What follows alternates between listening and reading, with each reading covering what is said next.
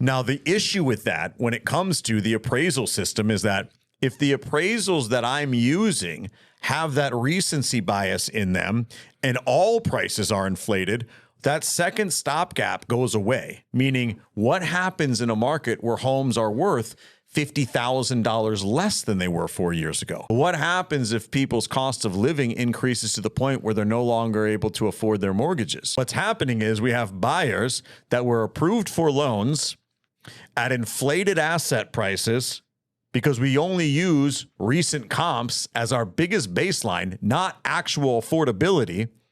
And that's what we determine price based off of. Well, what if all those comps are $50,000 overpriced? And then what if this is another component that we're not talking about. What if that buyer was so anxious to get that house that they came out of pocket an extra whatever to close the gap between a short appraisal and the actual sales price of the home?